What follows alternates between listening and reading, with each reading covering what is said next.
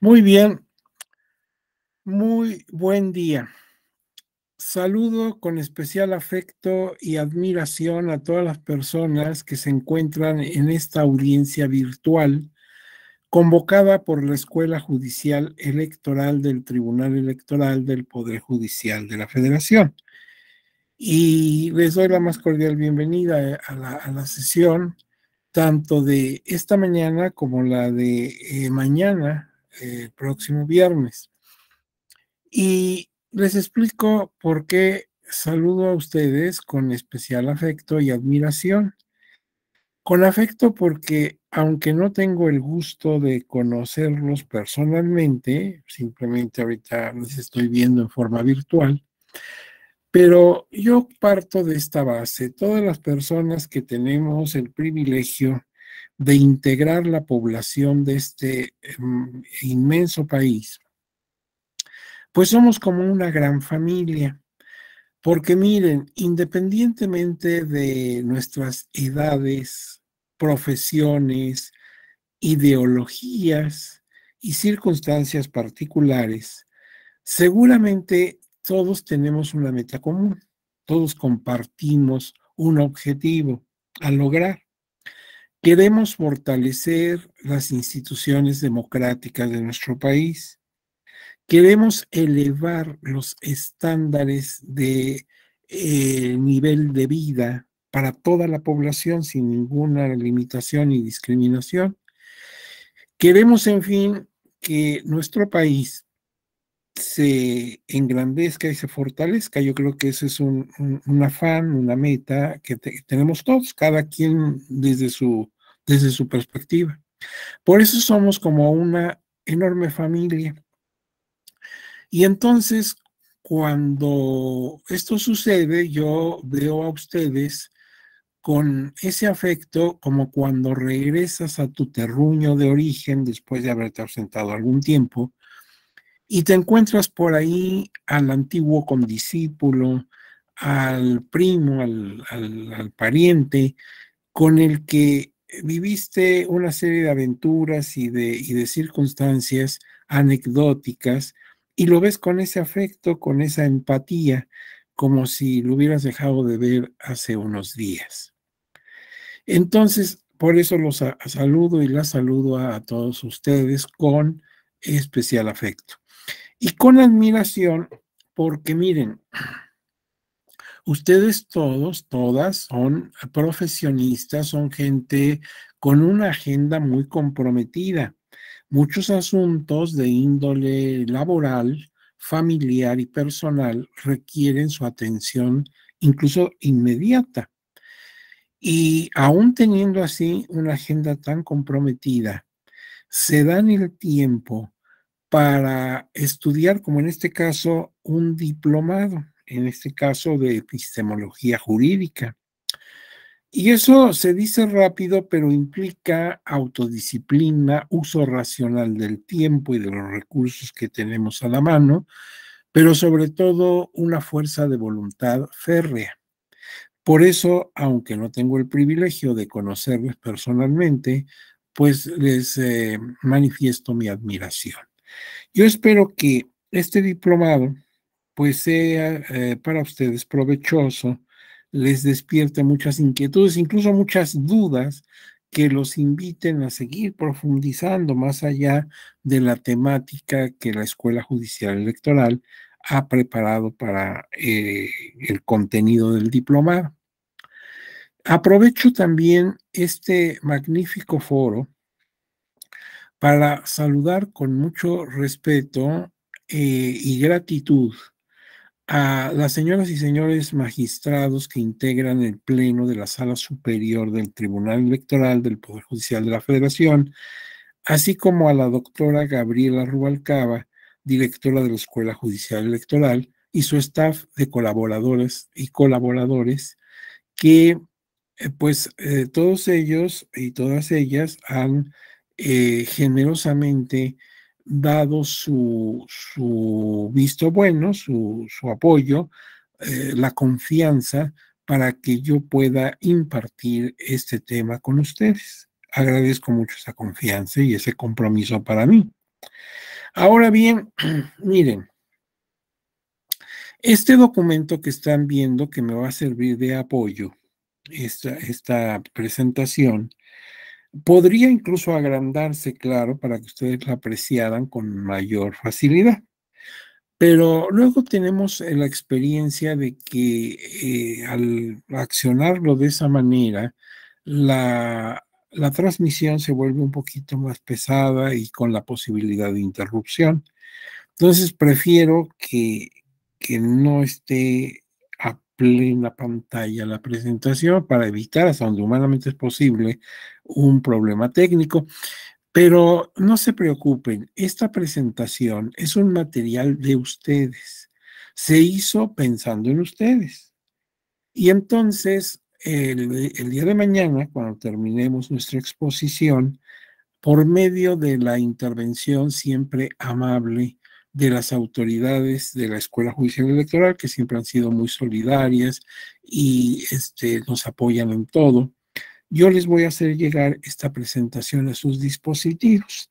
Y entonces no se preocupen de tomar nota y esas cosas, porque eso te distrae en lo que estás tomando nota, pues ya se te fueron algunas ideas. Por otro lado, yo sé que al ir desarrollando la temática, pues es posible que surjan dos situaciones. Una, preguntas, o sea que algo que he explicado no quede muy claro para ti.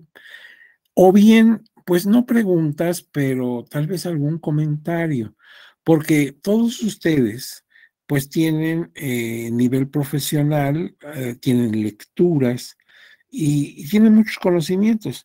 Entonces, a veces no es una pregunta, sino un comentario que puede enriquecer, que puede dar otra perspectiva a lo que estamos hablando.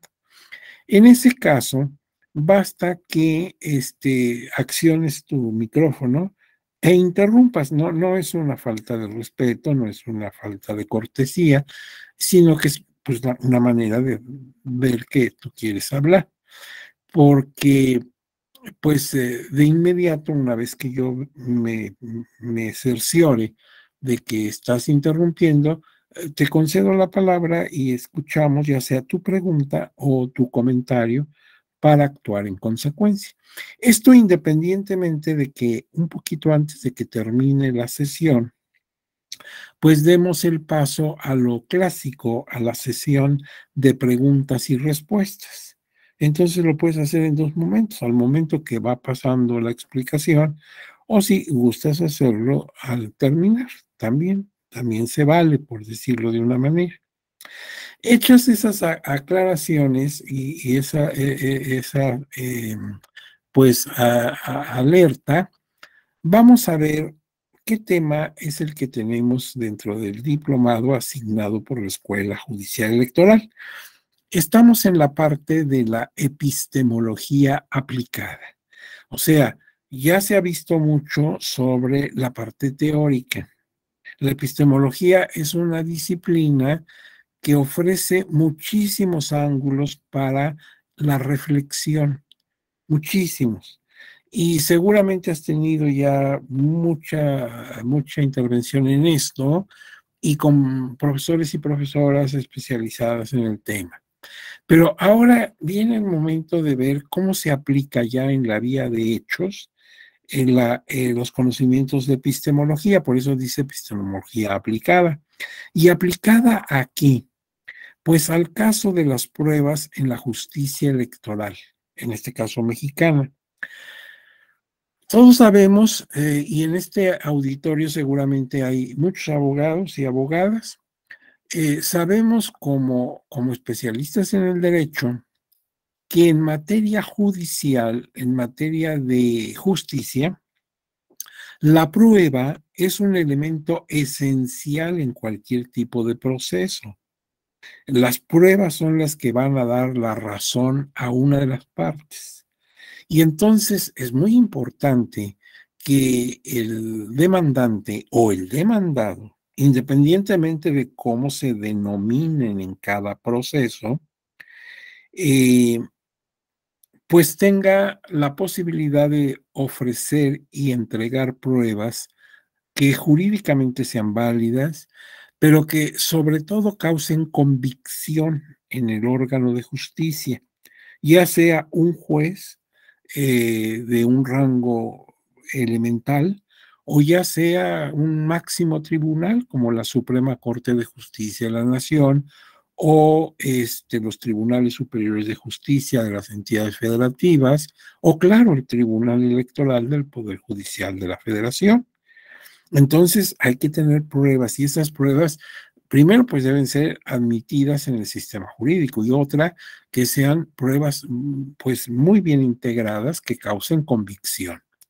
Y entonces ahí la epistemología se vuelve un aspecto fundamental para que el mismo demandante o el mismo demandado, ¿sí?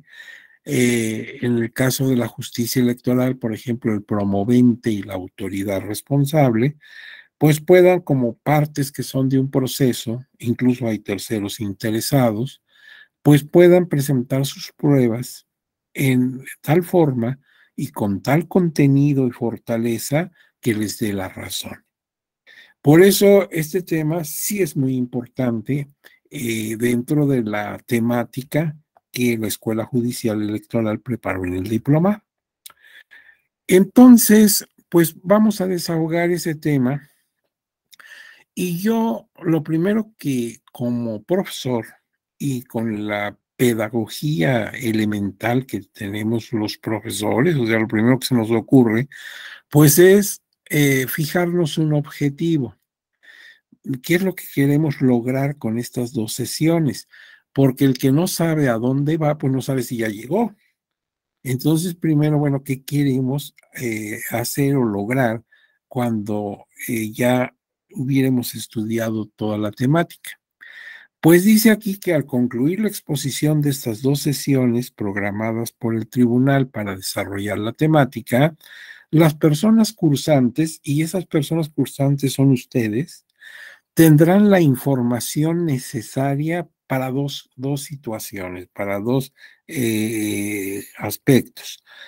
Inciso A, comprender la importancia de vincular la metodología epistemológica al caso específico del sistema probatorio en materia electoral en el orden jurídico nacional.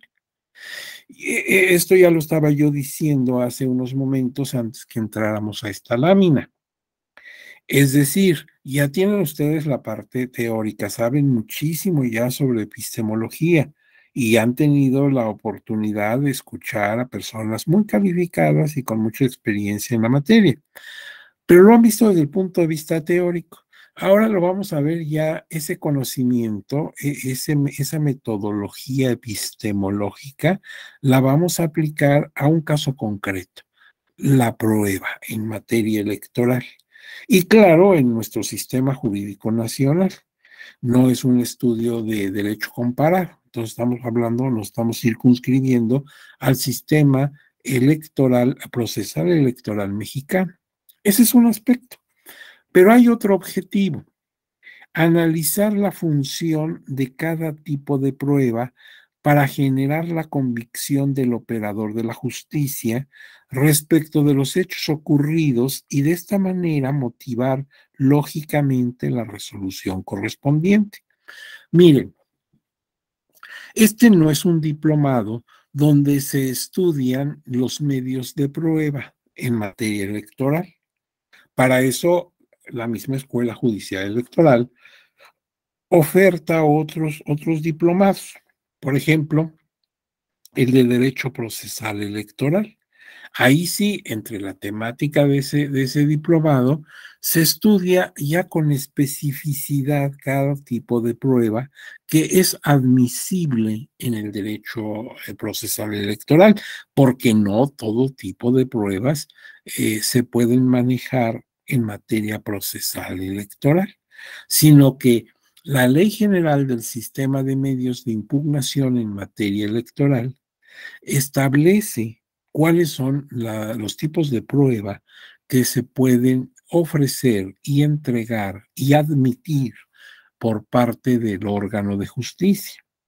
Y entonces, bueno, sin embargo, como nosotros queremos ver su relación con la epistemología que le va a dar validez, que va a causar convicción precisamente porque es una prueba veraz, y eso tiene que ver con la epistemología, pues entonces vamos, aunque no es un tema del diplomado, vamos a decir, pues mira, los documentales tendrían esta posibilidad en materia epistemológica, las públicas, la documental pública o privada, o la testimonial, en fin, las pruebas que se admiten, porque no todas se admiten en materia electoral.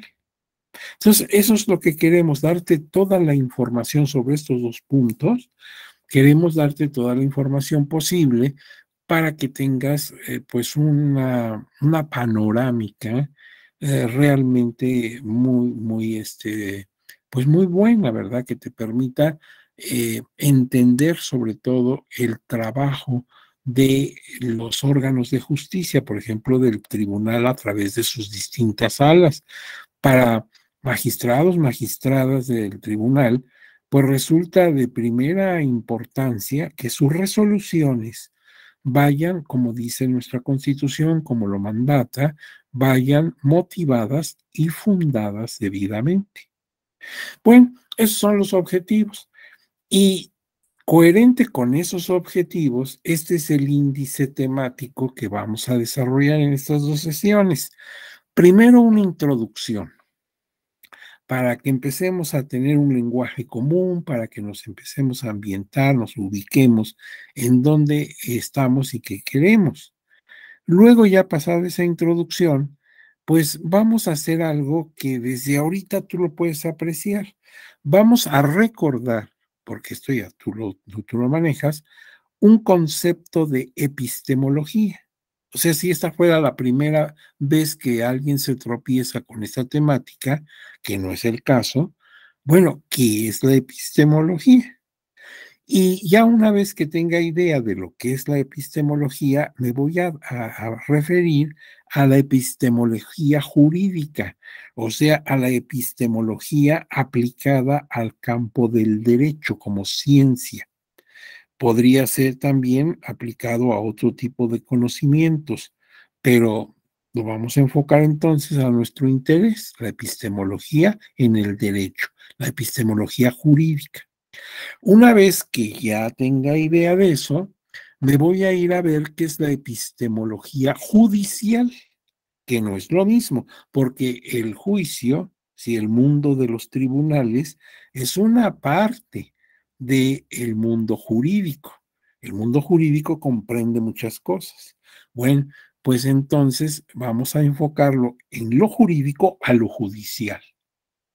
Y ya que tenga idea de lo que es la epistemología judicial, entonces concretamente dentro de esa epistemología judicial, la que está dedicada al sistema probatorio en materia judicial electoral. Si ustedes lo han visto, así, si lo vemos así, aquí como está planteado en este índice, estoy observando que la metodología para llegar a entender cuál es la epistemología aplicada al sistema probatorio judicial electoral, lo vamos a desarrollar partiendo de lo más amplio a lo más concreto, ¿sí? Vamos como subiendo una escalera para encontrar que ya a partir de que ya tenemos idea qué es la epistemología, entonces la jurídica, la judicial y la probatoria son especies y subespecies de la epistemología en general. Entonces, vamos a ir así desprendiendo, vamos por partes, vamos en orden. Bueno, eso va a ser el primer aspecto. Luego hablaremos de si hay o no la posibilidad de plantear una teoría general de la prueba. ¿Eso qué es? ¿En qué consiste? ¿Y qué relación tiene con la epistemología en general? Bueno, eso es lo que vamos a comentar al llegar al punto 2. Si existe o no opción de plantear o de formar una teoría general de la prueba. Una vez realizado eso, hablaremos de las pruebas en materia electoral con un análisis epistemológico, lo que yo les decía. El sistema general la Ley General del Sistema de Medios de Impugnación en materia electoral me dice cuáles son las pruebas que se admiten en lo electoral. Y entonces vamos viendo cómo podemos vincular esas pruebas con el mundo de la epistemología. Luego, el problema de la verdad, que en el fondo es el corazón de la epistemología, la verdad y su apreciación judicial. Desde siempre sabemos, aunque no seamos abogados, que la prueba sirve para que el órgano de justicia, por ejemplo, el juez o el magistrado, tengan una idea muy clara y lo más posible veraz de lo que realmente ocurrió, porque él no estuvo ahí. Entonces él no tiene ni idea qué pasó. La prueba es la que le va a dar esa convicción, pero a veces no concuerda así exactamente lo que ocurrió con lo que el juez aprecia. Entonces hay una verdad judicial que, claro, lo ideal es que esté exactamente, ¿sí? Que embone exactamente con la realidad, con la verdad real, pero no siempre ocurre así. Y esa problemática es la que vamos a tratar, como cómo podemos resolver esa situación, pues muy preocupante, porque el juez tiene su verdad y lo que ocurrió fue algo tal vez un tanto diferente. Y luego veremos algunos aspectos complementarios que nos sirvan para fortalecer todo lo que ya a esas alturas tengamos de información. Y finalmente vendrán unas conclusiones que son muy subjetivas, son mis conclusiones, que no necesariamente concordarán con las tuyas. Entonces tú podrás estar de acuerdo con todo lo que yo dé como conclusiones, o tú tendrás tus propias conclusiones, porque finalmente la conclusión es la opinión, por así decirlo, de el que apreció un evento, cualquiera que este sea, una conferencia, una proyección cinematográfica, lo que tú quieras, pues cada quien lo vio, lo apreció y lo entendió diferente. Bueno, pues ojalá coincidamos o no, son mis conclusiones. Ese es el índice. Vamos entonces, pues ya de lleno a la introducción. Mira, una preocupación planteada desde los albores de la civilización, desde la más remota antigüedad que nos imaginemos, es la de confiabilidad que puede merecernos los conocimientos que tenemos de la realidad que nos rodea. El hombre es un ser pensante y aunque al principio la civilización era muy rústica, muy elemental, él tiene, el ser humano tiene una característica muy peculiar. Es capaz de entender su realidad y la de lo que lo rodea, darse cuenta de su existencia y de la existencia de los demás seres con los que comparte esta vida. Entonces, desde muy antiguo, se plantea el problema, bueno, lo que yo sé de algo, ¿es cierto o es falaz? Y eso es muy importante, ¿cómo podemos estar seguros de que las apreciaciones que tenemos en nuestra realidad y la de los demás entes son ciertas, ¿sí? ¿Cómo puedo estar yo seguro que lo que yo sé es verdad? Nos preguntamos, por ejemplo, ¿conocemos por medio de los sentidos? Nada más por los sentidos, o sea, mi vista, mi olfato, mi tacto, mi oído, son los que me ayudan a conocer la realidad y con eso es suficiente. O realmente el conocimiento pasa por un proceso mental. Y entonces, bueno, eh, la verdad la adquiero de manera sensorial por los sentidos o de manera racionada o razonada. por medio de la interpretación que hago de lo que percibo por los sentidos. Hay una verdad indiscutible, o sea, hay verdades que no se pueden discutir, o hay verdades que cada quien se va haciendo en torno a los hechos. Y esto incluso sucede hasta en el mundo de la ciencia, hasta en el mundo del conocimiento ya intelectual. Durante mucho tiempo se pensó que la Tierra era plana, porque es lo primero que yo aprecio, ¿sí? Es como una enorme balsa suspendida en el espacio. Y al tiempo nos dimos cuenta que no es así. O sea, muchas generaciones, muchas personas que vivieron otros tiempos, nacieron, desarrollaron toda su vida, incluso muy prolongada, y se murieron con la idea de una verdad absoluta. El mundo es como una balsa suspendida en el espacio. ¿Y qué crees? Resulta que estaban totalmente equivocados. Entonces, así como este ejemplo no me vaya a pasar a mí, que yo tengo una idea y con el tiempo pues me doy cuenta que era falsa. Y bueno, esa es la preocupación que tenemos desde siempre. Por ejemplo, aquí alguien me imagino, levantado su mano, no lo logra apreciar, pero por favor accione su micrófono, vamos a escucharlo. Hola, ¿qué tal? Buenos días, doctor Marco Antonio. Buenos días, compañeros. Y bueno, justo el día de ayer tocábamos este tema que ahorita usted menciona y esta parte de las verdades, ¿no? Ujú. Usted hace mención, por ejemplo, de la tierra plana y que era una verdad en algún momento. Me parece eh, que a nosotros nos toca, bueno, ahorita que nos dio el agradecimiento que pues también nosotros agradecemos a usted el hecho de, por ejemplo, estar aquí impartiendo el conocimiento que usted tiene a esta hora de la mañana, pero me parece que también a nosotros nos toca, además de estar aquí pendientes y listos a los cursos, ser pues críticos del conocimiento. No podemos decir nosotros que tenemos la verdad absoluta de nada. Siempre hay que escuchar a las demás personas y sus razones.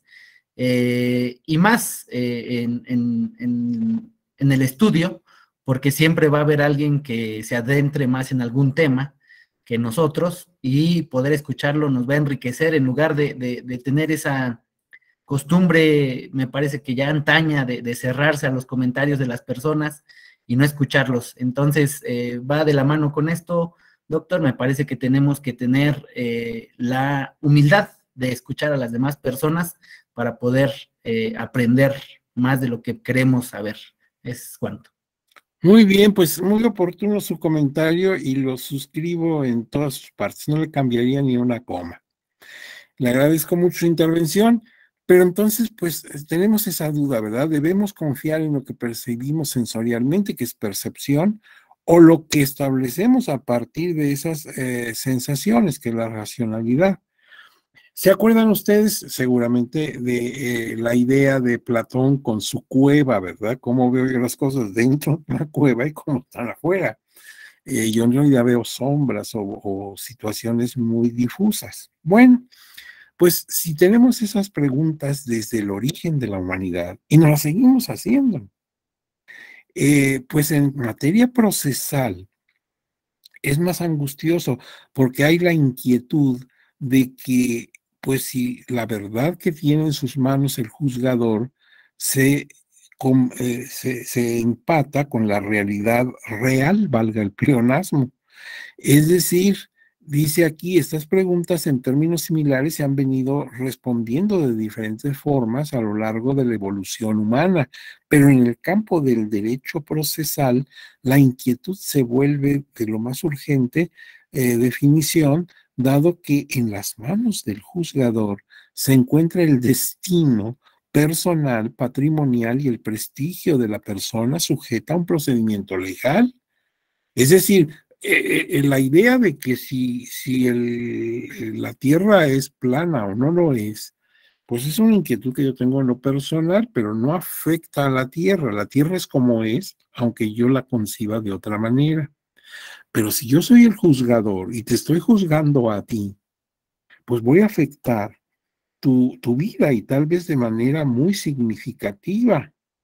Por ejemplo, si está de por medio tu libertad en un caso de procesal penal, entonces no puede, aquí no puede haber errores. Aquí es como sucede con nuestros amigos, los pilotos aviadores, no se pueden equivocar, ahí no valen equivocaciones.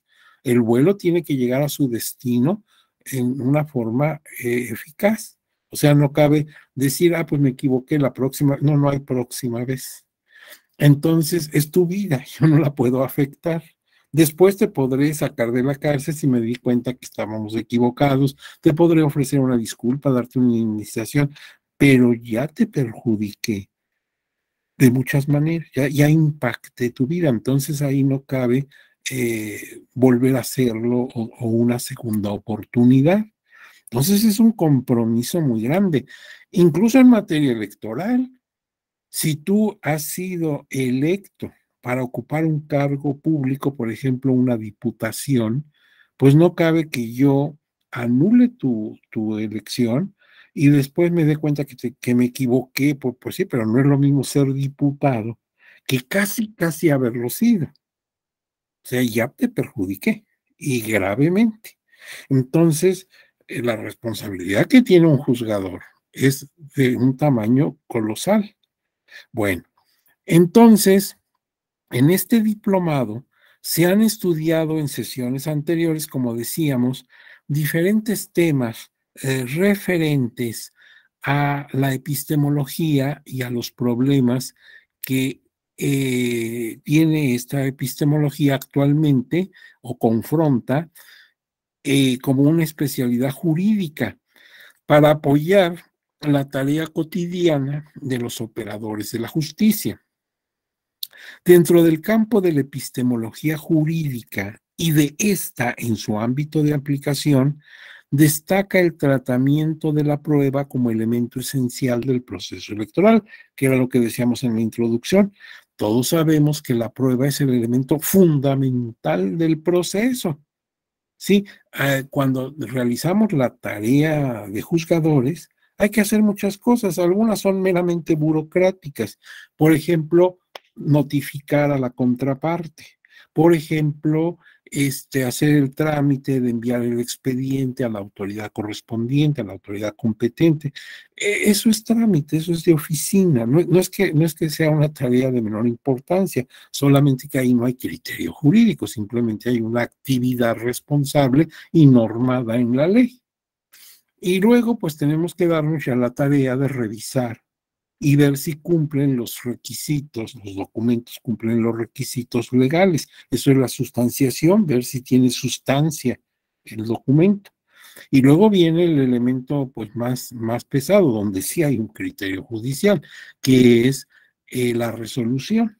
Entonces hay muchas actividades que hay que realizar, pero precisamente dentro de todas esas actividades que realiza por ejemplo, el magistrado y los miembros de su ponencia o el personal administrativo del tribunal o de la sala correspondiente, lo que destaca es el tratamiento que le vamos a dar a la prueba, la valoración que le vamos a dar a la prueba. Y esa valoración no es arbitraria, sino que tiene que estar de acuerdo a lo que la ley señala y también de acuerdo a la calidad de la prueba. Algunas pruebas van a perder esa efectividad y no se van a tomar en cuenta. Claro, el juzgador tendrá que especificar en su sentencia por qué se toma esa determinación. Ahora, precisamente esta temática en la que ahora nos ocupa nuestra atención en este diplomado con el objetivo de plantear una panorámica que sirva a las personas cursantes, o sea, a ustedes, para formarse un criterio sólido en torno a a la indisoluble relación que hay entre la teoría del conocimiento, que es la epistemología, y la idoneidad y valoración de la prueba judicial. A ver, la prueba que le llega a la mesa a los señores magistrados y a los miembros de su ponencia es idónea, o sea, la aceptan la norma, es lícita, porque luego hay por ahí algunas pruebas que podemos calificar como ilícitas. Y luego, bueno, si ya cubre el requisito de forma, ahora de fondo, es adecuada, va a dar convicción, realmente vale la pena estudiarla o no. Y esa es una decisión que se va a tomar precisamente en la ponencia. Bueno, pues se queda atrás la introducción. Ahora me interesa hacer ese ejercicio en el que ustedes ya tienen experiencia, pero queremos así como hacer un acordeón, como si tú fueras a hacer un examen en este diplomado para acreditarlo y obtener tu documento correspondiente, aunque ya sabemos que no va a haber examen, vas a tener que hacer algún ensayo, una cosa así. Pero si hubiera un examen, esto sería como un acordeón. Tú hiciste acordeones desde tu escuela elemental, pero no para hacer trampa en el examen, sino para que cuando estabas estudiando en la víspera del examen, pues concretizar los conocimientos, porque el libro tenía mucha palabrería y entonces tú querías hacer como una llave, como un cuadro sinóptico donde estuviera lo esencial y sobre eso estudiabas. A la hora del examen no lo sacabas porque no eres una persona con falta de ética. Entonces, sin embargo, aunque eras una persona muy recta y un promedio de 10, pues hacías tus acordeones para estudiar. Bueno, pues haz de cuenta que este fue un acordeón, ¿sí? Vamos a entender qué es epistemología en general, qué es epistemología jurídica, qué es epistemología judicial y luego qué es epistemología de los sistemas probatorios, que es el tema, el que está hasta abajo en la lámina, el del último párrafo, esa es la materia que a mí me tocó explicar a ustedes en este diploma. Bueno, la epistemología, claro, hay muchas definiciones. Aquí no queremos ver qué dijo Juan o qué dijo Rosita, o sea, hay tratadistas nacionales e internacionales, pero en concreto, ¿sí? Independientemente de las ideas muy interesantes de autores, pues puedo yo entender a la epistemología así a bote pronto como la parte de la filosofía que estudia las reglas aplicables para adquirir el conocimiento de la realidad circundante. No es la mejor definición, no es la definición de los grandes filósofos antiguos y contemporáneos, pero no se trata aquí de llenarnos de información, porque esa ya la tienes, sino de hacer un resumen. Y es una parte de la filosofía como gran disciplina, pues tiene varias divisiones, por ejemplo, la ética, la lógica, y una de esas es la epistemología. Y entonces por eso decimos que es una parte de la filosofía que estudia las reglas aplicables para adquirir el conocimiento de la realidad circundante. Esta epistemología lo que pretende es generar una teoría general del conocimiento. Esto es así a grosso modo. Te digo, me estoy saltando todo el mundo de la doctrina que ya estudiaste, ya tienes muchos autores en la cabeza, tanto antiguos como contemporáneos. Ahora, ¿qué es la epistemología jurídica? Es la especialidad epistemológica, ya es una especialidad que estudia las reglas del conocimiento aplicables al campo del derecho en general. Cuando tú entras, si eres abogado, cuando tú entraste a tu escuela o facultad de derecho para cursar tu carrera, pues te diste cuenta que el derecho tiene muchas áreas de aplicación, que ya con tu título en la mano, ya con tu conocimiento profesional y avalado por autoridades académicas, pues tú puedes dedicarte a muchas cosas. Por ejemplo, puedes asesorar en lo jurídico a empresas, puedes también litigar, puedes también impartir conocimiento en las universidades, puedes dedicarte al mundo judicial, hacer carrera judicial, empiezas desde cargos como actuario, ¿verdad?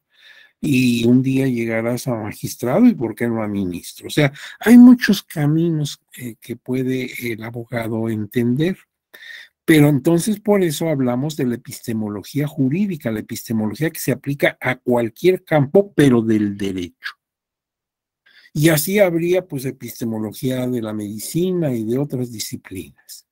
Ahora, si ya entendí lo que es la epistemología jurídica, me voy a la epistemología judicial, que ya no es lo mismo que jurídica, porque ahí me estoy concretando al mundo de los tribunales, al mundo de la justicia. Es una especialidad de la epistemología jurídica que estudia las reglas del conocimiento aplicables al desempeño de la función impartidora de justicia, de cualquier tipo de justicia, desde luego la electoral, que es la que nos interesa en la escuela judicial electoral, pero lo mismo sería para el campo del proceso penal o del proceso civil o del proceso mercantil. O sea, el mundo de la epistemología, pero aplicada a la impartición de justicia en un área específica. Y entonces, ¿qué es finalmente lo que a mí me interesa para estas clases de hoy y de mañana? La epistemología del sistema probatorio, que es una especialidad de la epistemología judicial aplicada solamente al conocimiento y valoración fidedignos de la prueba en materia procesal. Eso es. Y si yo le agrego epistemología del sistema probatorio electoral, bueno, pues entonces sería especialidad de la epistemología judicial aplicable al conocimiento y valoración fidedignos de la prueba en materia procesal electoral. Si yo te lo hubiera dicho así de primera instancia, sería muy enredoso, es verdaderamente un trabalenguas, pero tiene sentido, porque acuérdate que en materia electoral la prueba suele tener características que no tienen otros procedimientos. Te decía yo desde un principio, y lo vamos a ver con la ley en la mano, qué pruebas admite como idóneas la ley general del sistema de medios de impugnación en materia electoral. Entonces no puedo presentar cualquier prueba, por razones que ya platicaremos en su momento. La ley circunscribe a que solamente puedes presentar la prueba A, B, C, D o F. Entonces la G ya no, nada más de la A a esta. Y bueno, pues eso es lo que estudiaríamos en una epistemología del sistema probatorio electoral. Entonces, si tú ves el párrafo que inicia la lista, la relación que aquí aparece, que son 1, 2, 3, 4, la primera epistemología a forma general, como parte de la filosofía, pues ese sería el género. Y todo lo demás, las otras tres restantes serían las especies, pero en una jerarquización, especie, subespecie y subespecie.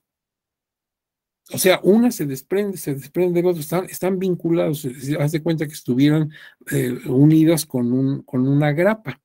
Una se va desprendiendo de la otra. Bueno, esto cuando tengas la presentación en tus manos, en tu dispositivo, pues le podrás dar todas las vueltas que quieras, pero tiene esa lógica. Ahora bien, vamos a ver aspectos generales de la epistemología. Te voy a recordar, porque ya a estas alturas, pues tú dominas esto. La palabra epistemología etimológicamente deriva del griego. Episteme o episteme, conocimiento, y logos, que es estudio o tratado. Es decir, así por la pura etimología, sería entendido como el estudio del conocimiento. O sea, ¿cómo conozco que conozco? ¿Cómo sé que lo que conozco es cierto? ¿Es veraz? Los tratadistas distinguen epistemología, que se refiere al conocimiento científico, tanto de ciencias naturales, como la biología, como de ciencias sociales, como es el caso del derecho. Entonces, eso sería exactamente epistemología. Por eso nuestro diplomado, con toda razón, se llama epistemología. Y cuando se trata de un conocimiento en general, que no tiene que ver con lo científico, le llamamos gnoseología. Pero es lo mismo, nada más que estamos distinguiendo entre un conocimiento que implica rigor metodológico a un conocimiento general que no lo requiere. Ahora bien, la epistemología procura responder, como habíamos dicho desde el principio, a las interrogantes iniciales de la humanidad respecto a cómo conozco, por la percepción, o sea, por los sentidos, o por el razonamiento, la construcción mental. Ahora bien, lo anterior, porque de ello depende la confiabilidad de los pensamientos o ideas que tengo respecto de los hechos y consecuentemente de las decisiones que vinculados a estos pueda tomar. En la inteligencia, que si parto de falacias, mis decisiones serán inadecuadas. Si lo que yo tengo por cierto no lo es, pues todo lo que de ahí desprenda no va a ser cierto. Eso tiene lógica. Y vamos a poner un ejemplo así muy, pues muy a la mano y obvio. ¿Se acordarán ustedes que en la Edad Media, y aquí lo vamos a tratar más adelante, se tenía como válida la prueba de la ordalia u ordalía, que también le llamaban juicio de Dios, donde ante un caso dubitativo, un caso dudoso, pues pedíamos la intervención divina para que nos iluminara. Cuando los hechos eran claros no había problema, pero hay ocasiones que no están tan claros. Y entonces sometíamos a la persona involucrada a una prueba de Dios, a un juicio de Dios. Por ejemplo, calentábamos un hierro, pero al blanco, ¿sí? Y cuando estaba así, hacíamos que la persona pusiera sus manos en palmas y le aplicábamos el hierro. Desde luego era una quemadura salvaje, bárbara, brutal. Le retirábamos el hierro y lo dejábamos 3 días, sin atención. Revisábamos sus palmas al tercer día. Si veíamos que ya estaba cicatrizando, aunque todavía estuvieran muy maltratadas, muy lastimadas, pues era inocente, ahí está claro. Si al contrario estaba en carne viva o todavía saliéndole líquido, etc., es culpable, ahí está. Y así como eso podíamos poner muchas otras pruebas, ¿sí? Tú dices que tienes la verdad y tu contraparte dice que no. Bueno, tomen una cuerda, cada uno en su extremo, en medio ponemos fuego, ¿sí? Y jale uno para acá y el otro para allá. El que se venga primero de bruces y caiga sobre el fuego, pues ese no tiene razón. Bueno, hoy, a la distancia de tantos siglos y con los conocimientos y la forma de vivir de ahora, eso nos parece, pues en el mejor de los casos, ingenuo y en el peor de ellos, verdaderamente criminal. A ningún juez moderno se le ocurriría una prueba de Dios. Pero para aquella gente así era el mundo, así vivieron, eso era lo que tenían por verdad. Por eso, por ejemplo, la tortura para sacarte la confesión, porque era considerada como la reina de las pruebas. Si yo tenía la confesión, ¿ya para qué quería más? Entonces había que arrancarte la confesión, aunque de paso te arrancara las uñas. Hoy la tortura está obviamente prohibida. Y si tienes la confesional no tienes nada, porque esa tiene que ser adminiculada con otras pruebas. La pura confesional no funciona. Pero es que los tiempos han variado.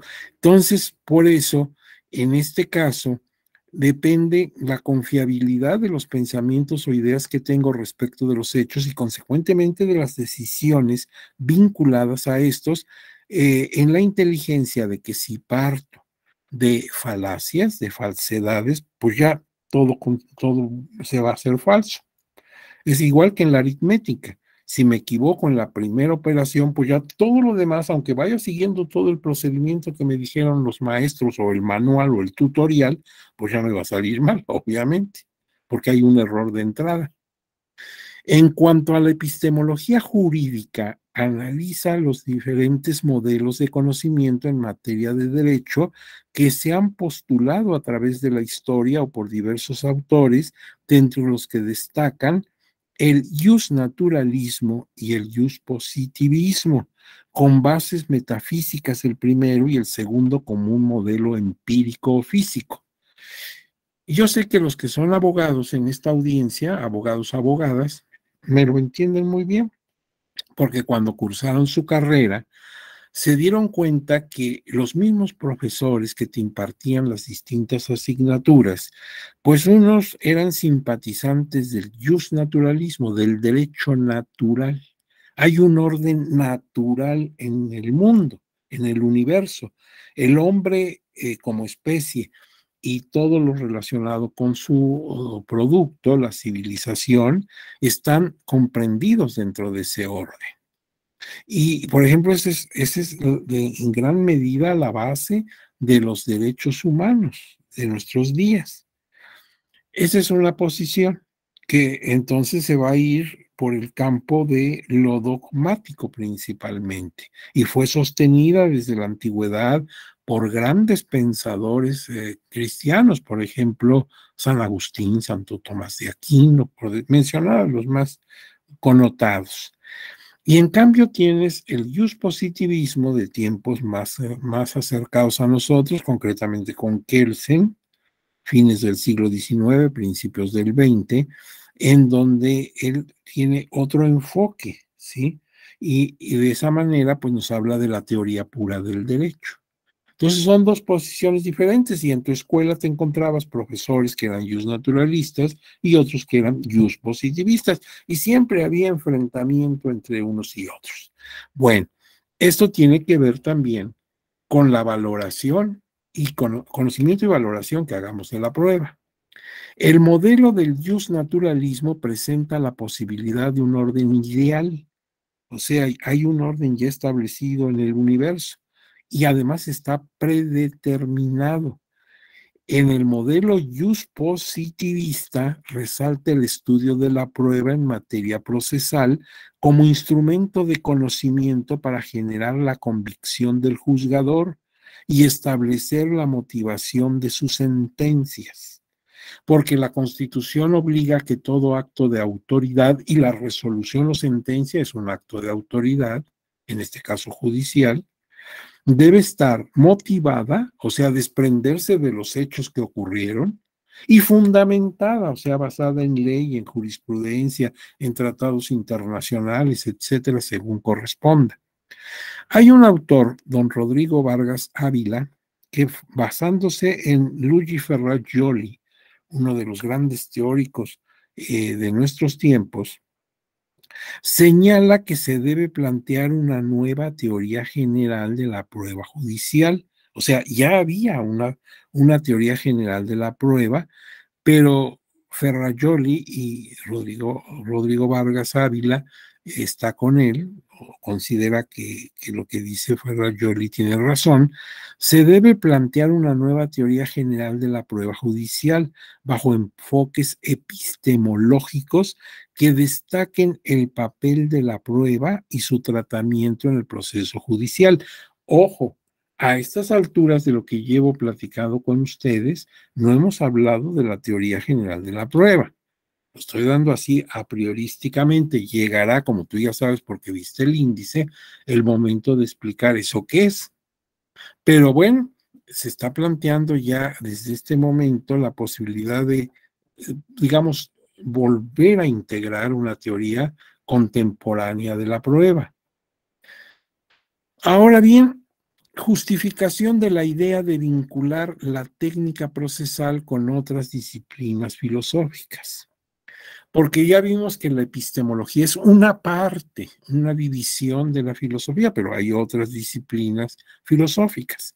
Entonces, ahondando en esta postura, podríamos señalar que en materia probatoria judicial, que es la que nos interesa, es conveniente generar una nueva teoría, que era lo que estaba diciendo Ferrajoli y el doctor Ávila, con las aportaciones de las siguientes disciplinas. O sea, cuando yo trate de formular una nueva teoría, debo pedir ayuda a otras disciplinas del saber humano, por ejemplo, la técnica procesal, la epistemología, la lógica y la ética. Voy a citar a estas 4 disciplinas, los voy a sentar en la mesa para que compartan conocimientos, como bien lo dijo usted que tomó la palabra hace un momento, ¿verdad? Pues transmitirnos unos a otros los conocimientos que tenemos cada uno en su especialidad, y eso hace un conocimiento rico, profundo, interesante y además confrontado. Donde no hay debate, no hay conocimiento. ¿Por qué? Porque estoy viendo nada más mi mundo.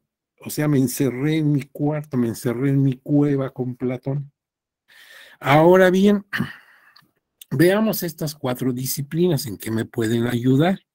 Bueno, en primer lugar, la técnica procesal judicial basada en disposiciones normativas y procedimientos judiciales. Entonces voy a llamar, en mi caso, lo que me interesa, porque estamos hablando de un diplomado que programó la Escuela Judicial Electoral, voy a tener aquí en mi dispositivo la Ley General del Sistema de Medios de Impugnación en materia electoral, para que ella me diga, mira, estas son las pruebas que se admiten y nada más estas por esta razón.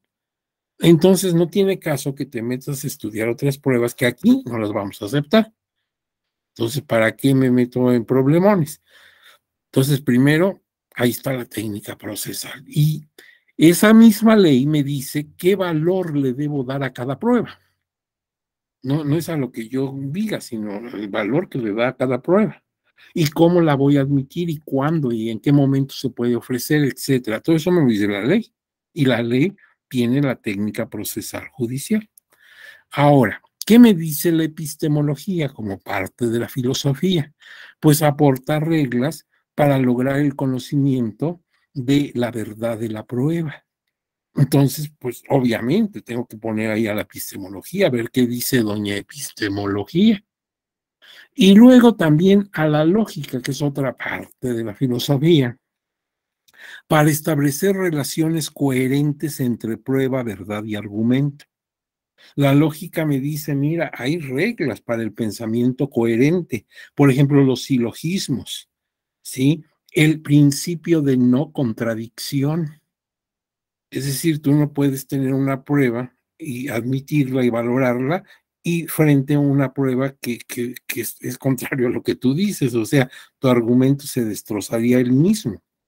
Entonces hay un principio de no contrariedad, o sea, de que no sean contrarios tus razonamientos. Pero eso te lo dice la lógica. Y la ética, que también es una parte de la filosofía, para establecer parámetros de valoración. O sea, debemos cuidar valores, la equidad, la paridad de género, por mencionar algunos. Y esos valores me los da la Constitución Política de los Estados Unidos Mexicanos, artículo 41 en materia político-electoral, y claro, se replica, se repite en las leyes electorales correspondientes, tanto federales como locales.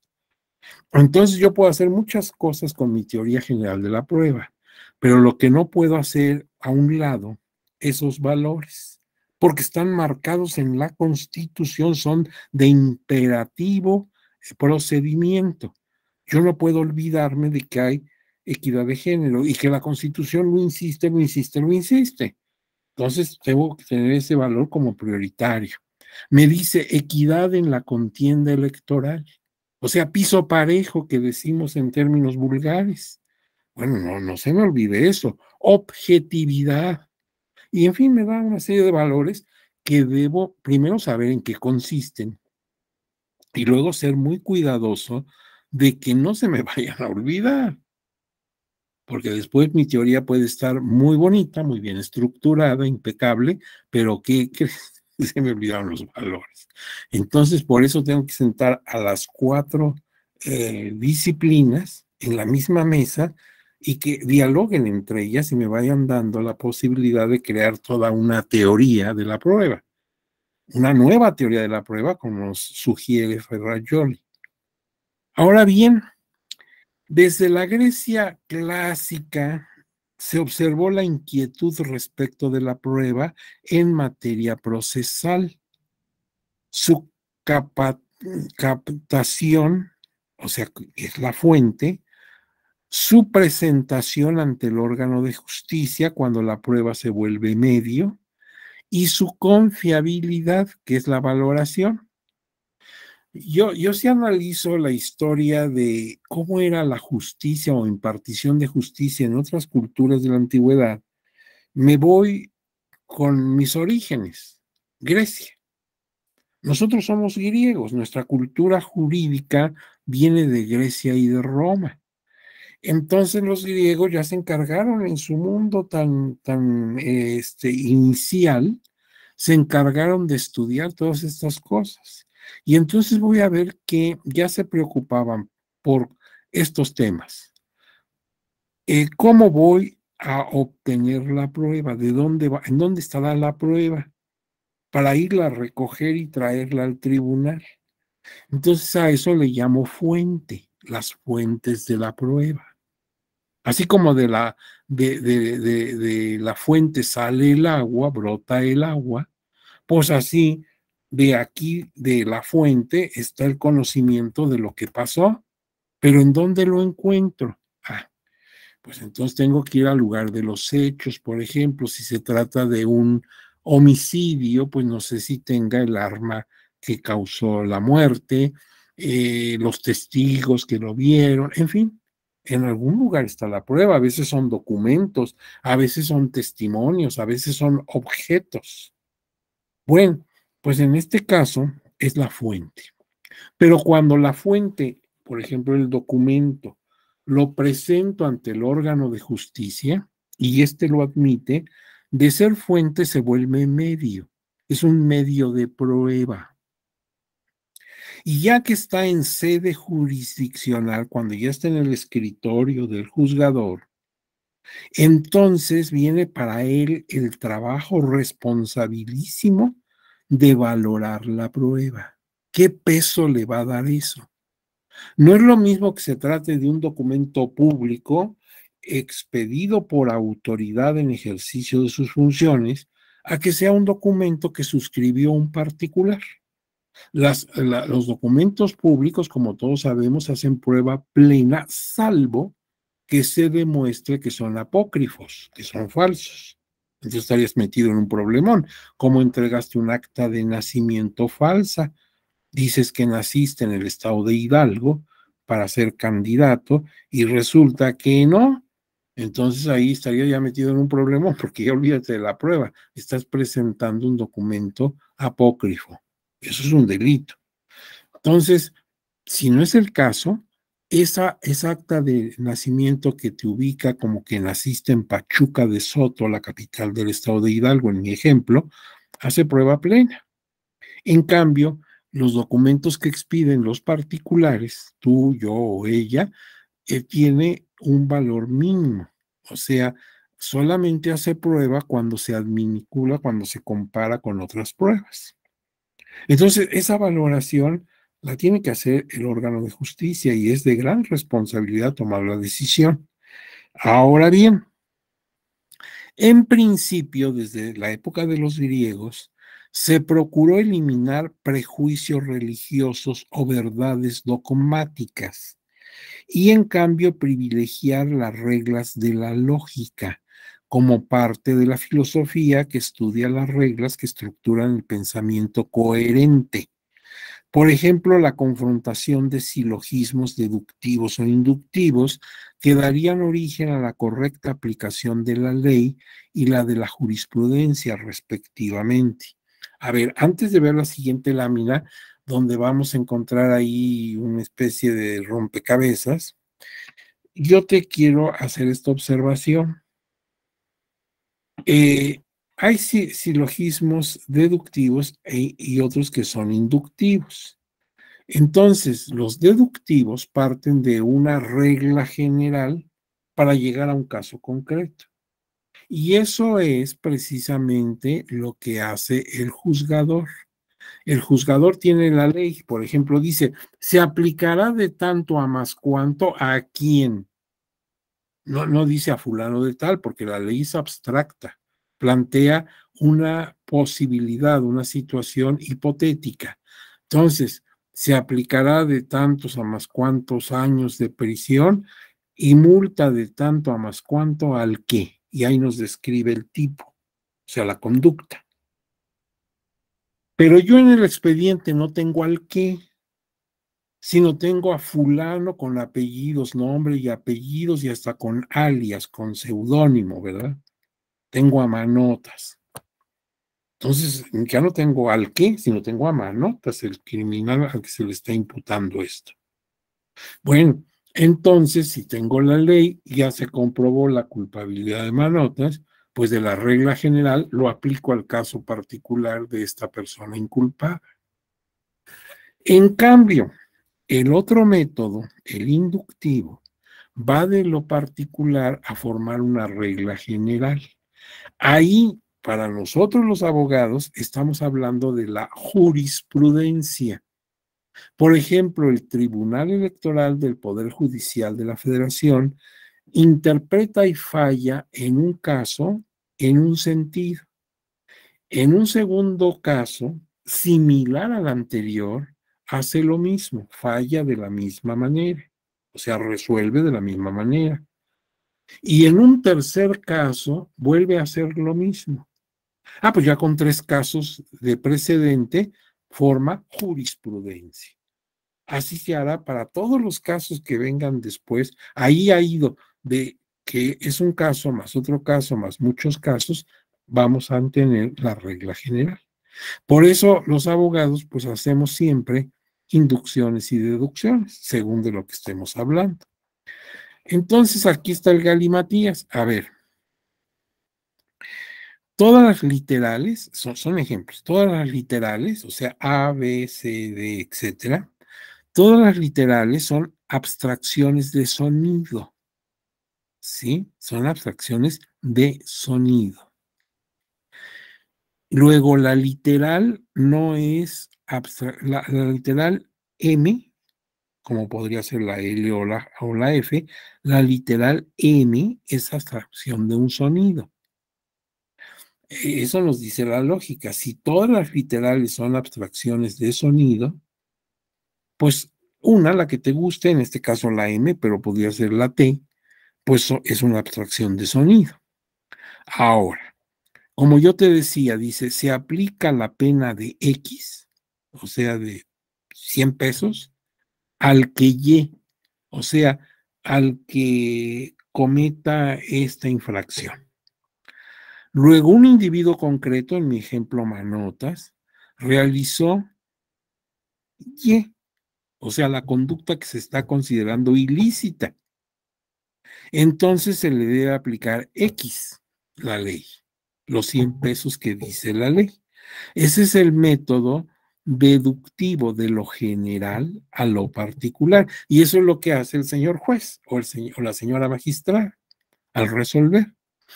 Ahora bien, si dice la literal M es una abstracción de sonido, igual lo es la L o la I o la P. Entonces la A a la R, luego las literales son abstracciones de sonido. Si yo me fijo que A, B, C, D, etcétera, cada una es abstracción de sonido, bueno, pues entonces todas las literales son abstracciones de sonido. Entonces dice, el caso A se resuelve como X, en lo similar se resuelve como X, el C también como X, luego todos los casos similares se aplica X. Hemos hecho jurisprudencia. Era lo que yo te decía, el tribunal resuelve en un asunto de una manera, en otro que es igual o similar, pues igual. Y en otro, igual. Ah, pues entonces siempre va a resolver así, hasta en tanto el mismo tribunal no dé marcha atrás a su jurisprudencia. Pero mientras esté vigente, pues siempre que caiga un caso así se aplica lo mismo. Entonces, los abogados estamos siempre haciendo ese tipo de ejercicios. Ahora mira, yo me encuentro como cosa curiosa para que veas cómo no siempre funciona la epistemología, no siempre se aplica y siempre nos dejará duda si no se aplica sobre la idoneidad y verdad de la prueba. Dice aquí un ejemplo ingenioso, o sea, indudablemente con mucha inteligencia, pero no científico, respecto de la prueba y su valoración, es el caso de Salomón, el famoso rey de Israel, donde él tenía fama de un hombre sabio, de un hombre prudente, de un hombre con una gran experiencia, con un gran sentido de justicia. Y según narra la Biblia en su Antiguo Testamento, en la parte de Reyes, en capítulo de Reyes, en el libro de los Reyes, en el 3.1628, puedes encontrar esta anécdota que todos lo conocemos. Un día se presentaron ante Salomón dos mujeres y ambas habían tenido su bebé en fecha similar, pero a una se le murió el niño y no se conformó y pensó que podría quitarle el niño aduciendo que ella era la mamá a la otra. Entonces llegaron ahí peleándose la maternidad, cada una se atribuía la maternidad. ¿Y qué hizo Salomón ante este problema? Sobre todo, disculpa la ironía, pues en aquella época no había esas pruebas que ahora se hacen de genética. Entonces, ¿qué podía hacer Salomón? Las dos decían que era su bebé. ¿Alguno de ustedes recuerda qué hizo Salomón? A ver, ¿qué hizo? Sí, sí conocen la anécdota. Sí, fue el que dijo que se partiera el niño en dos, ¿no? Ujú. Y ¿Y para qué partir al bebé en dos? me parece que la que era la mamá de verdad, pues dijo no, que se lo quede la otra y se lo dio a quien. Ajá. Entonces, muy bien, si lo recuerda usted bien, pues Salomón dijo, bueno, pues si se están peleando, partan al niño a la mitad y uno se lleva una mitad y la otra el otro. Entonces, una de las mujeres dijo, no, no, no, prefiero perderlo a que lo maten, ¿verdad? Y dijo Salomón, esta es la mamá. Bueno, así dice la Biblia, palabras más, palabras menos, esto es lo que narra y nos hace resaltar la chispa, la inteligencia de Salomón. Nada más que yo como abogado y con el respeto que me merecía Salomón, diría, oiga, espérese, el que una mujer haya dicho, no, prefiero perderlo, demuestra que sea la mamá. Porque fíjese usted, si toma un niño y digo que lo voy a cortar a la mitad, eso es una monstruosidad, es algo horrible, ¿sí? Intolerable a cualquier sensibilidad o insensibilidad humana. Si a mí me pasara esa escena, si yo hubiera estado ahí en el palacio de Salomón en ese momento, yo hubiera gritado, no, espérense. Y yo no soy la mamá, obviamente. Pero es que la acción es tan monstruosa que no necesita ser la mamá. Cualquiera dice, pero ¿cómo se les ocurre? Eso no. A lo mejor la verdadera madre se quedó paralizada del susto y la otra malvada que se quería quedar con el bebé pues reaccionó como yo reaccionaría también siendo hombre, no siendo la mamá del niño. Ahora, eso siempre tendremos la duda. Nunca se va a aclarar si la que fue la que gritó es la verdadera mamá. Podría no serlo. Podría la verdadera mamá estar tan asustada, tan sorprendida que se quedó congelada. Cada persona reacciona frente a una situación de peligro de distinta manera. Sucede hasta cuando hay una emergencia. Tú dices, no, pues primero las mujeres, los niños, los ancianos, sí, sí, cómo no. Platicando así al amor de un cafecito, así es. Pero y en la realidad a lo mejor sales tú disparado y se te olvida que hay otras personas que requieren auxilio. Y no es que tú seas una persona mala o cobarde, es que es tu instinto. La naturaleza no tiene valores. La naturaleza dice, sálvate, córrele, ¿verdad? Oye, pero se va a ver muy feo que yo me esconda, pues se verá muy feo, pero te quedas vivo. En cambio, de otra manera, se ve muy bonito que te sacrifiques, pero te mueres. Por eso tu sistema nervioso dice, córrele, ¿verdad? Córrele. Bueno, pues entonces nunca sabremos eso. Eh, en este sentido, pues las razones de las dos mujeres, la orden de Salomón, la reacción de cada una de ellas y el fallo real diciendo, esta es la verdadera madre, pues además debe verse que no nos daba certeza. A la fecha, después de siglos, entendiendo que esta anécdota sea cierta, pues después de siglos estamos poniéndolo en duda. Nunca sabremos bien a bien qué pasó. Ahora, claro, quien quiera defender a Salomón,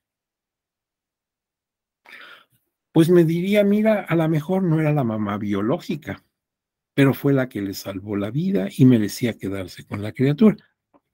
Pues sí, es posible que podamos verlo desde ese ángulo. O sea, finalmente Salomón logró lo que quería, ¿verdad? Ver quién se podía ser más responsable del niño. Pero como no está él para aclararnos si ese era su propósito, pues nosotros lo estamos deduciendo. O sea, finalmente el fallo no fue tan malo. Esa persona que gritó salvó al niño. Se merece ser la mamá, aunque biológicamente no lo sé.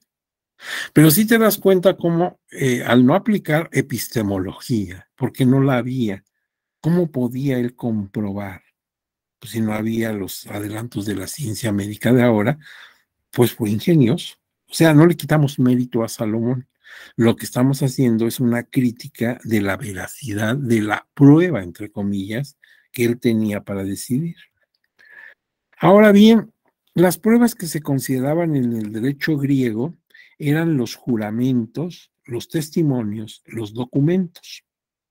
En el derecho romano, ya dejamos Grecia, pasamos a Roma, se profesionalizó la carrera del jurista en sus 4 aplicaciones posibles.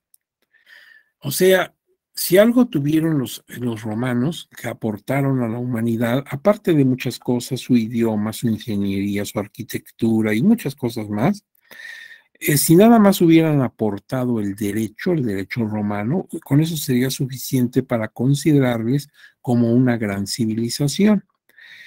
Entonces ellos fueron los primeros que hicieron profesional el estudio del derecho.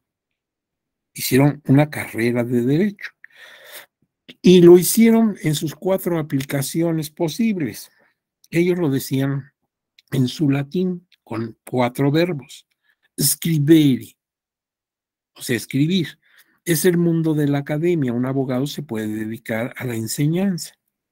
Respondere, o sea, responder, dar consulta. La gente llega y te pregunta sobre sus problemas jurídicos y tú los orientas.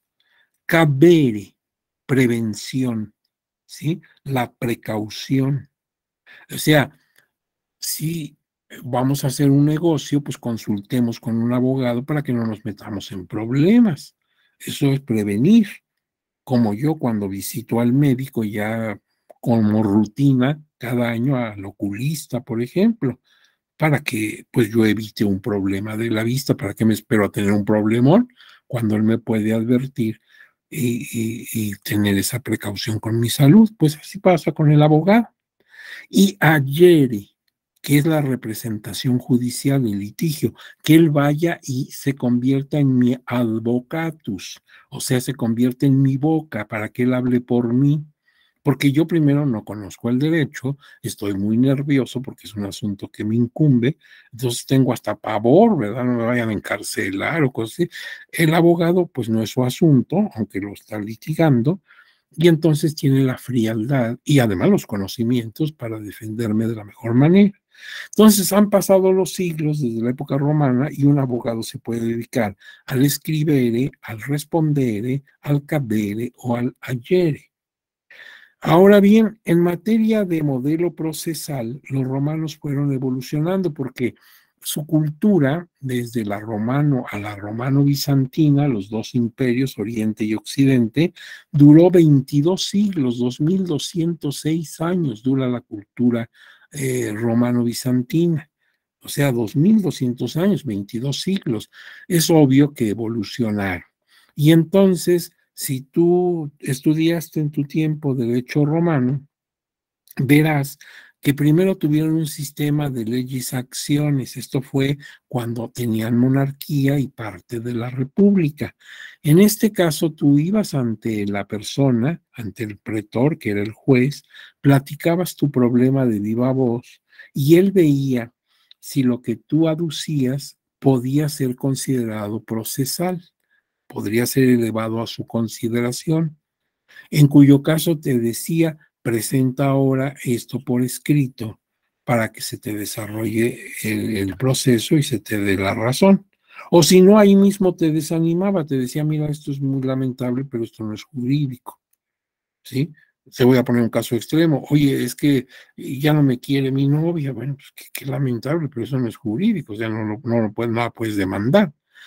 Pero hay otras cosas que sí, si me dices que te deben, bueno, entonces eso sí, ahora hazlo por escrito y me lo traes. Eso era darte la acción, por eso se llaman las acciones legales, leyes acciones.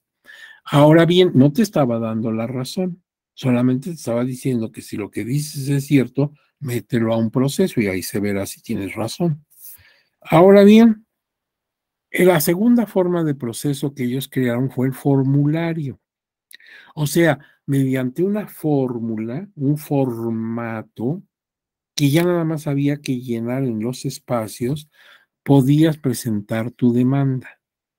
Y entonces se desarrollaba todo el proceso. Si tú ves esa fórmula que ellos le llamaban, fórmula procesal, hace las veces de una demanda.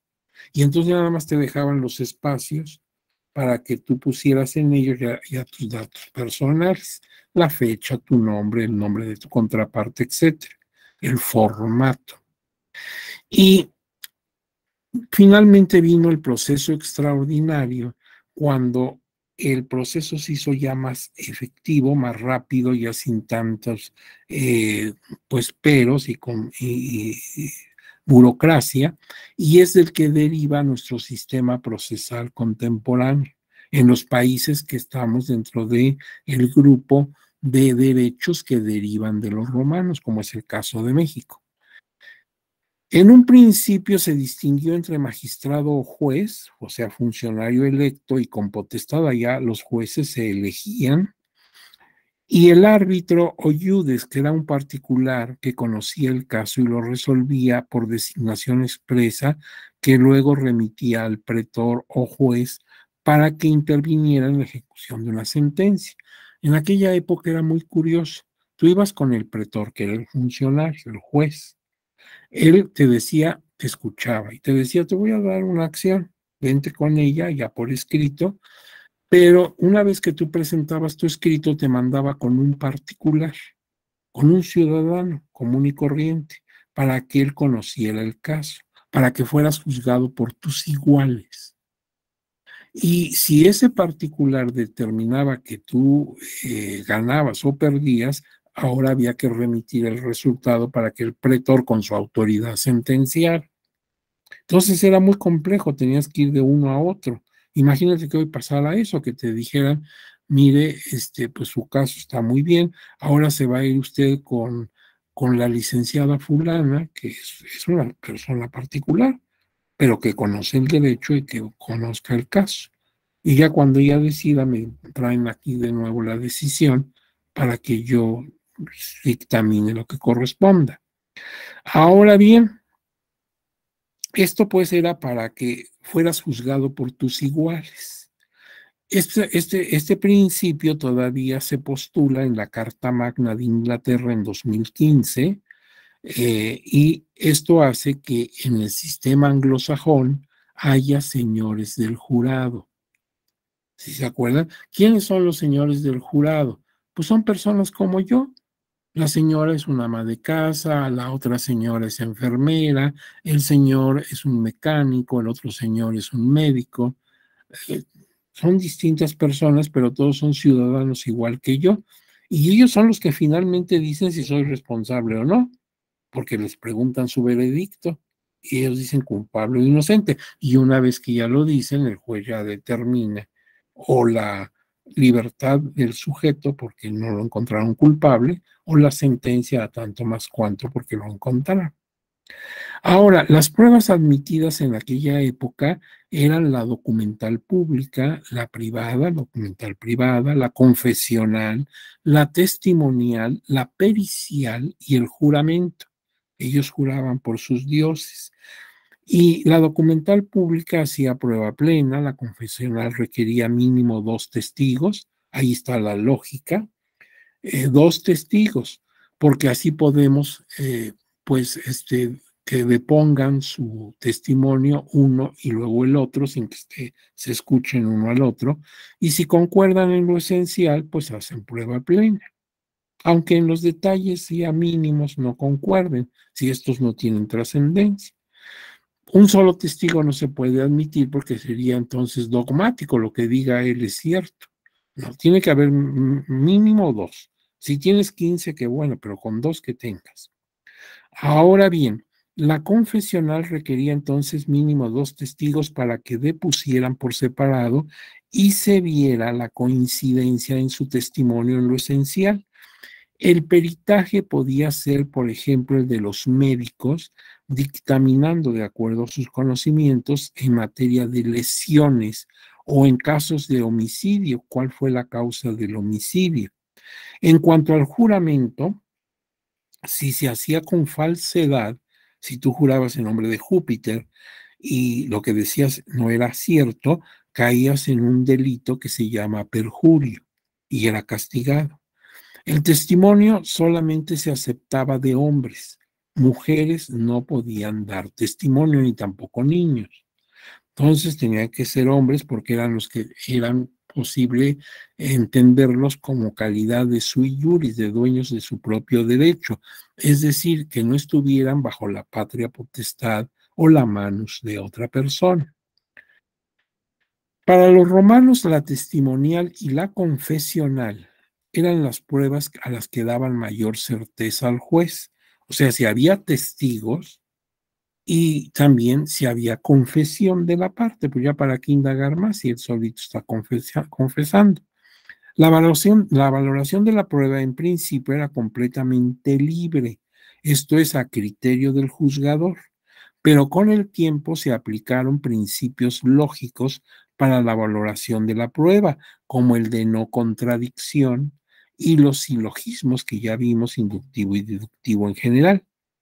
También se distinguió entre acción, que es el derecho de acudir a la justicia en demanda de intervención del juez, la demanda, que es el documento que hace objetiva la acción, el sujeto activo, que es el demandante, el sujeto pasivo, que es el demandado, la excepción, que es la defensa del demandado, la contestación a la demanda, etcétera. Ahora bien, igualmente se distinguió entre hechos, derecho y pretensiones. Una cosa es lo que sucedió, hecho. Otro, en qué me baso de acuerdo con la ley, derecho. Y otra, qué es lo que quiero, mis pretensiones. Pues quiero que me consideres como demandante a partir de este momento, quiero que le notifiques a mi contraparte para que aduzca lo que a su derecho convenga, quiero que en su oportunidad me admitas y valores mis pruebas y que finalmente me des la razón, son mis pretensiones, es lo que yo quiero.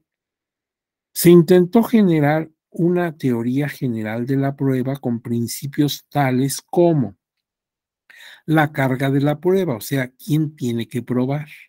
En principio, y ese es un principio que hasta la fecha tenemos, en principio el que afirma debe probar, igual que el que niega, pero si de su expresión se contiene una afirmación. Por ejemplo, yo digo, yo no pude estar el sábado en la tarde en el lugar de los hechos, como se dice aquí, que cuando se cometió el delito yo estaba ahí, que yo soy el autor de ese delito. No puedo hacer, no es cierto, eso no es cierto. Entonces, el que dice que estaba ahí, que pruebe que yo estaba ahí, porque el que afirma debe probar.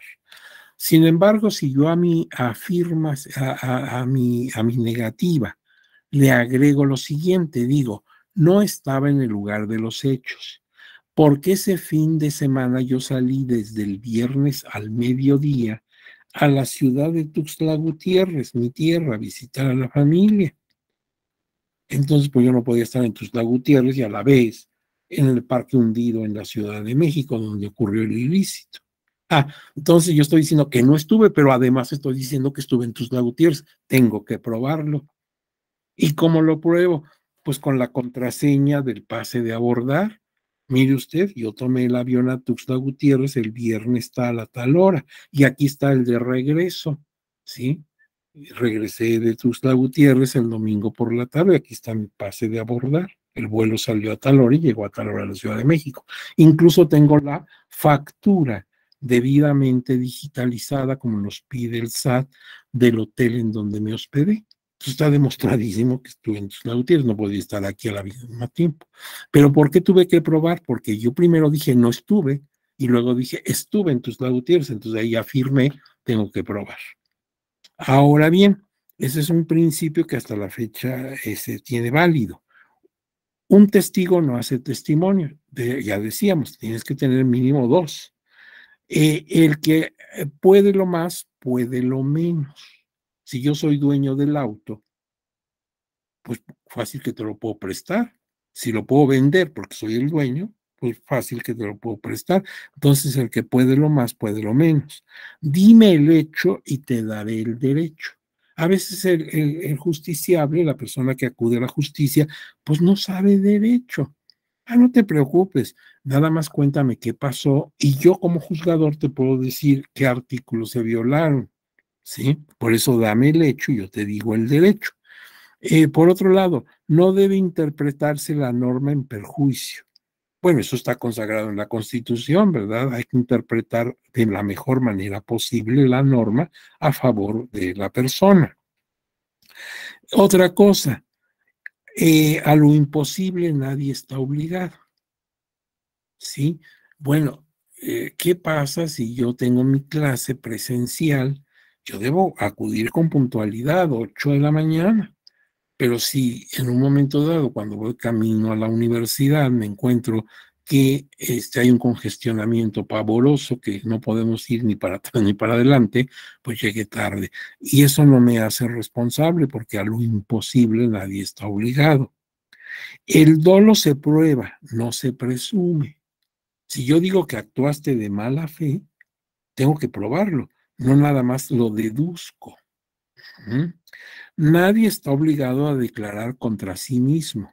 Tú no tienes por qué declarar contra ti mismo. Nadie debe aprovecharse de su propio dolo. Imagínate, un partido político nos hace caer en una situación irregular y luego interpone un medio impugnativo diciendo que ahí se cometió esa irregularidad, pero él mismo la provocó. No, nadie se debe aprovechar de su propio dolo.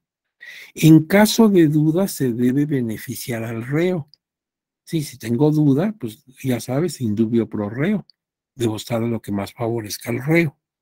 Y muchos otros principios judiciales que ahora aplicamos y que vienen desde la época romana. Otro problema que se planteó desde la antigüedad en la teoría general de la prueba judicial fue distinguir lo probable de lo éticamente preferible. Es decir, pregunta, ¿puede aceptarse una prueba que sea contrario a la moral? Y en el caso una prueba de procedencia ilícita? Etimológicamente, la palabra prueba deriva del latín probo. ¿Y qué significa probo? Recto, honesto, bueno. Quiere decir que incluso cuando tú presentas las pruebas, debe partirse del principio, salvo prueba en contrario, de que estás actuando de buena fe, de que no se trata de pruebas falsificadas, erróneas, alteradas, etcétera. Porque la misma palabra prueba viene de probo. Ya ves, cuando se dice que una persona es proba, significa que es bueno, que es una gente prudente, que es una gente honesta.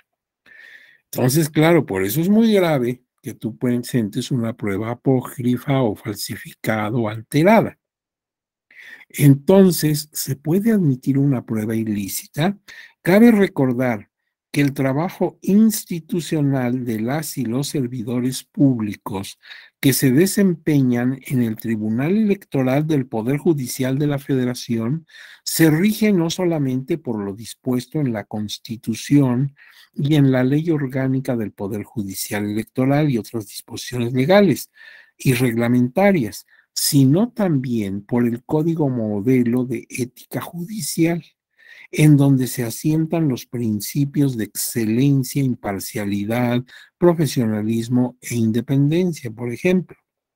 Entonces yo, si soy servidor del Tribunal Electoral, tengo desde luego a la Constitución y leyes que regulan mi trabajo, pero entre los documentos que tengo que observar en mi día a día está el Código Modelo de Ética Judicial Electoral. Entonces yo tengo que consultarlo, no vaya a ser que cometa, porque no lo sabía, no lo conocía el código, pues una conducta contraria a sus disposiciones. Y desde luego, la duda, ¿puedo aceptar una prueba ilícita o no? Por ejemplo, ya en la Edad Media, en las 7 partidas de Alfonso X, rey de Castilla, el que decimos Alfonso el Sabio, encontramos codificadas algunas reglas referentes a la prueba con gran influencia del derecho canónico, en donde debe coincidir la verdad bien con la verdad justicia. O sea, a veces la prueba puede hacer mucho daño a la moral pública, entonces la debemos aceptar. Eso ya se lo plantea don Alfonso el Sabio en la Edad Media. En la Edad Media hubo un retroceso, como ya sabemos, al sistema probatorio con presencia de ordalias o juicios de Dios. Y entonces, pues cabe siempre esa preocupación. Una prueba se puede aceptar aunque vaya contra la moral o contra la ética en general. Por ejemplo, en los Estados Unidos de América hay una ley de 1975 que es la Ley de Reglas Federales de Evidencias, donde se establecen reglas destinadas a regular el sistema probatorio del país, y una de las características es precisamente que las pruebas sean lícitas. Bueno, más adelante hablaremos de la prueba ilícita. Y ahora viene el problema de decidir, ¿existe una teoría general de la prueba? Nos las preguntamos, ¿existe una teoría general de la prueba? Y entonces un autor, Davis Echendía, nos dice que nada se opone a la existencia de una teoría general de la prueba, siempre que en ella se distingan aquellos puntos que por política legislativa estén o puedan estar regulados de diferente manera en cada tipo de proceso. Eso es lo que te dije desde el principio, ¿te acuerdas? Te dije, mira, hay muchos tipos de pruebas, pero no todos la admite el derecho procesal electoral. La Ley General del Sistema de Medios de Impugnación Electoral me reduce y me dice, estas son las leyes que tú puedes, las pruebas que tú puedes interponer. Entonces, por eso Davis Echendía dice, mira, sí se puede hacer una teoría general de la prueba donde estudies la prueba en cualquier área del derecho. ¿Cuáles son los elementos comunes a una prueba? Lo puedes hacer, no hay ningún problema. Nada más recuerda que dependiendo que sea qué tipo de proceso, puede haber situaciones de excepción. Entonces, tu teoría general de la prueba vale, pero no se te olvide que por disposición legislativa, pues puede haber casos de excepción que te encuentres en un tipo de proceso u otro. Quienes son abogados en esta audiencia, abogados, abogadas, quizás llevaron en su plan de estudios una materia que se llamaba Teoría General del Proceso. Y esa materia es previa a que estudies, por ejemplo, Derecho Procesal Civil, Derecho Procesal Penal en semestres posteriores. Y ahí tu maestro o maestra que te impartió esa materia te dijo, mira, hay elementos que son comunes a cualquier tipo de prueba, y es lo que estudiamos en mi materia. Conceptos que los vas a encontrar en todas partes. Por ejemplo, ofrecimiento, admisión y valoración de prueba, el sistema tasado, el sistema libre, etc. Eso es en cualquier proceso. Pero cuando termine mi clase y la acredites, vas a pasar ya a cosas específicas. Por ejemplo, proceso civil, proceso penal. Y ahí te puedes encontrar algunas situaciones de excepción. Entonces, sí se puede hacer una prueba, una teoría general de la prueba. Nada más cuidando, como dice Davis Echendía, pues cuidando que hay casos especiales y es lo que sucede con el derecho procesal electoral.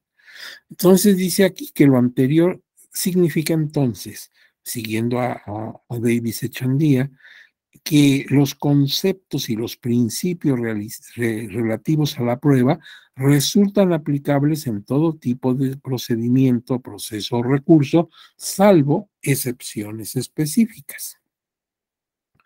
Jordi Ferrer nos da esta idea, dice, la prueba y la determinación judicial de los hechos constituye uno de los problemas fundamentales del proceso de la justicia, del ordenamiento jurídico en general, y esta cuestión no la puede negar ningún filósofo o jurista práctico sensato. Entonces dice Jordi Ferrer, mira, el asunto de la prueba es algo que ya habíamos dicho desde el principio, es esencial en el mundo del proceso. Yo diría que es el corazón del proceso, ¿sí? Porque pues todo se va a basar en la prueba. Tú vienes y me cuentas una versión. La parte demandada cuenta la suya y son contrarias. Bueno, y yo que estoy en medio ahí como juez, ¿a quién le voy a dar la razón? A eso depende de las pruebas que me presenten. Entonces, yo voy a tener las pruebas, voy a ver si son idóneas y las voy a valorar. Y no lo voy a determinar la razón de uno y otro por simpatía o cosas así, sino por las pruebas, porque así lo tengo que decir en mi sentencia. Entonces la prueba se vuelve lo esencial en un proceso. Para otro autor, para González Leyer, la palabra prueba es una palabra muy ambigua, o sea, muy dubitativa. Hay muchas acepciones de la palabra prueba. Por ejemplo, dice González Leyer, puede ser la actividad de probar algo. Y por eso dicen, pruébala. Dices esto, a ver la prueba. Entonces la prueba sirve para comprobar algo que tú afirmas. Esa es una acepción. Otra, puede ser los medios de prueba. ¿Dónde está la prueba? En este documento. Es una prueba documental que te estoy haciendo llegar, acompañar, anexar a mi demanda. Entonces ya no es fuente de prueba, sino es medio de prueba. Ahora, también puede ser los resultados arrojados por la valoración de la prueba. Entonces el juez dice, esto hizo prueba plena. Entonces ahí ya llevo tres acepciones. La prueba como hecho de probar. La prueba como fuente de verificación de lo que ocurrió. Y la prueba como la valoración a la que arribó el señor juez. Y todavía, para González Leyer, aplica una cuarta opción, la prueba como razonamiento. O sea, por la lógica, por la sana crítica, etcétera, he llegado a esta conclusión. El concepto y el objeto de la prueba. Para Gascón Abelán, sostiene que la prueba es un instrumento de conocimiento que tiene como finalidad conocer o averiguar la verdad sobre hechos controvertidos, pero advierte este señor Gascón Abelán que al mismo tiempo es una fuente de un conocimiento que solo es probable. Cuando yo le entrego el documento, por ejemplo, mi prueba documental al señor juez, como él todavía no la valora, solamente hay una presunción de que el documento es fidedigno y que el documento tiene valor probatorio. Pero es una suposición, no una seguridad. Por eso el que me admita las pruebas no quiere decir que ya gane el juicio. Todavía cuando venga la sentencia me puede desbaratar mis pruebas diciendo que no son idóneas, que no fueron suficientes para probar lo que quería yo probar. Así que solamente es un indicio de que puedo tener la razón. Couture, que es otro de los grandes procesalistas contemporáneos, considera que la prueba es la acción que permite demostrar o verificar la verdad o la corrección de una afirmación. Yo afirmo que eso pasó, pero pues nadie se va a basar en mi dicho. Yo necesito pruebas. Y aquí dice una cosa muy importante. Senties Melendo dice, los hechos no se prueban. Los hechos ocurrieron. Sucedió eso. No, los hechos no se prueban. Los hechos existen. Lo que se prueba son las afirmaciones que podrán referirse a los hechos. Tú no traes los hechos al juez, traes tu versión de los hechos. Y eso ya puede fallar mucho y te dejaría esto como una reflexión epistemológica para que las 24 horas que van a transcurrir, para que volvamos a vernos, lo reflexiones. Yo cuento mi verdad al juez, como yo la aprecié, y a lo mejor soy una buena persona, no soy un tipo marrullero que trata de engañar al juez, no, pero esa es mi verdad. Fíjate, tú y yo podemos acudir a un mismo escenario, por ejemplo, a un concierto, y entonces tú tienes una apreciación de lo que ahí ocurrió y yo tengo otra. A lo mejor tú eres un gran conocedor de la música, has estudiado esto desde niño y pudiste apreciar algunos errores en el concierto, por ejemplo, de falta de tono, de que están desentonados, de que, en fin, porque tienes una apreciación muy fina. Entonces te diste cuenta que no estaban afinados algunos instrumentos y no dieron exactamente el sonido deseado.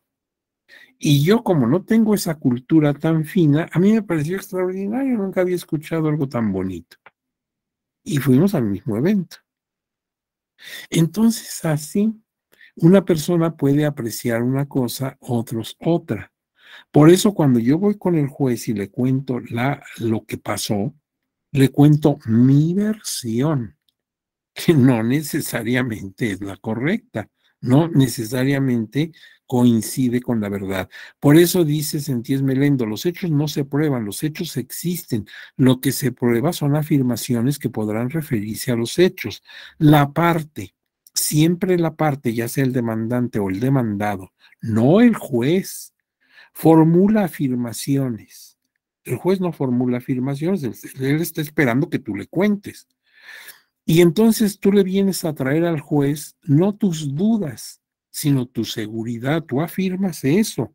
Y eso que afirmas a lo mejor es real o a lo mejor es ficticio. Y no porque seas una mala persona, sino porque tienes una concepción equivocada. Fíjate que sucede hasta en cosas vulgares. Yo pensé que estabas enojado. Y no, lo que pasa es que tenías un dolor de muelas que no podías con él, estabas tenso. Pero yo pensé que estabas enojado conmigo y no, lo que pasa es que tenías un malestar que te incomodaba.